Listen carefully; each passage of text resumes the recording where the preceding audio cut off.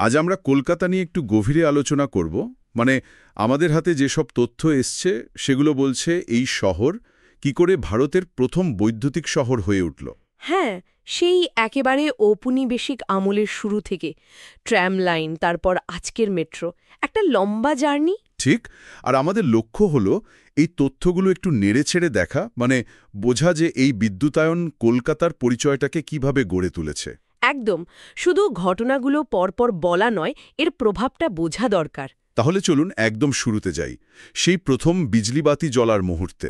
খুব ইন্টারেস্টিং একটা ঘটনা। হ্যাঁ, খুবই ইন্টারেস্টিং। তারিখটা ছিল ২৪শে জুলাই ১৮৭৯।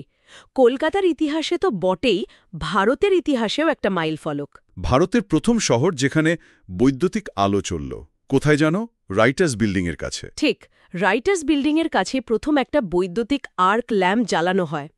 ভাবুন একবার, চারিদিকে গ্যাসের আলো বা তেলের আলো, তার মধ্যে হঠাৎ বিদ্যুতের ঝলকানি। লোকে নিশ্চয়ই অবাক হয়ে গেছিল। সে তো বটেই। স্থানীয়রা নাম দিয়েছিল বিজলি আলো, মানে বিদ্যুতের আলো আর কি। ওই শুরু ভারতের বৈদ্যুতিক অগ্রযাত্রায় কলকাতার প্রথম পদক্ষেপ। আচ্ছা, এই তো গেল আলোর কথা। এরপর তো পরিবহন ব্যবস্থাতেও বিদ্যুৎ এলো।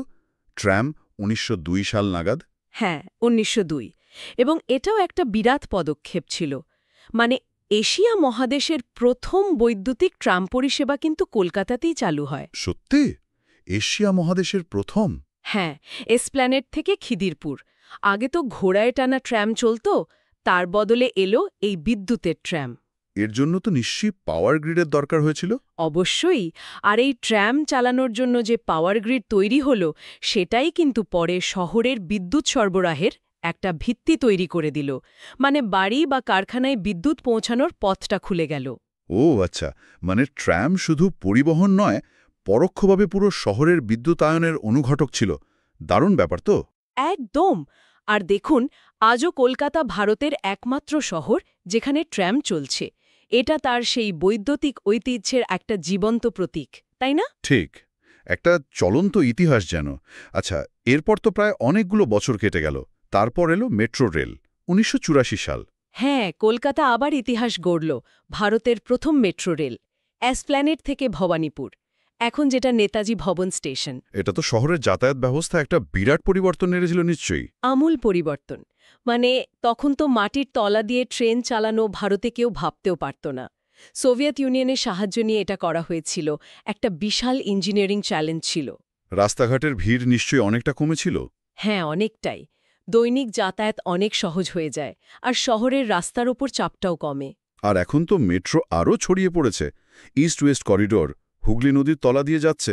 এটাও তো একটা দারুণ ব্যাপার। অবশ্যই। নদীর তলা দিয়ে মেট্রো চালানো, এটাও কিন্তু একটা বড় মাইলফলক। দেখাচ্ছে যে কলকাতা এখনও প্রযুক্তিগত দিক থেকে এগিয়ে থাকার চেষ্টা করছে। তাহলে একদিকে চৌরঙ্গীর ওই স্ট্রিট লাইট থেকে শুরু করে আজকের বিদ্যাসাগর সেতু বা বাইপাসের ফ্লাইওভারের আলো, এই সবই তো কলকাতার সেই বৈদ্যুতিক যাত্রার ছবি তুলে ধরে। ঠিক। তবে এটাও সত্যি যে আমাদের হাতে আসা কিছু তথ্য বলছে এখনও মাঝে মাঝে বিদ্যুৎ বিভ্রাটের মতো সমস্যা হয়। হ্যাঁ, সেটা তো ঠিক। এটা আসলে মনে করিয়ে দেয় যে প্রথম বৈদ্যুতিক শহর হওয়া মানেই যাত্রা শেষ নয়। আধুনিকতা তো একটা চলমান প্রক্রিয়া, পুরনো পরিকাঠামোর দেখভাল করা, আবার নতুন এলাকার চাহিদাও মেটানো। বিশেষ করে পুরনো কলকাতার সঙ্গে নিউ টাউনের মতো নতুন এলাকার তাল মেলানো, এটা একটা চ্যালেঞ্জ তো বটেই। একদম। নিরন্তর উন্নতির একটা পথ চলা। তাহলে সব মিলে আমরা দেখলাম কিভাবে বিজলি, বাতি, তারপর ট্র্যাম, তারপর মেট্রো, এই ধাপগুলোর মধ্যে দিয়ে কলকাতা ভারতের প্রথম বৈদ্যুতিক শহর হিসেবে নিজের পরিচিতি তৈরি করেছে। হ্যাঁ, যা আজও শহরের একটা বড় পরিচয়। আলোচনা প্রায় শেষের দিকে। আবার যাওয়ার আগে একটা প্রশ্ন কি আমরা রেখে যেতে পারি?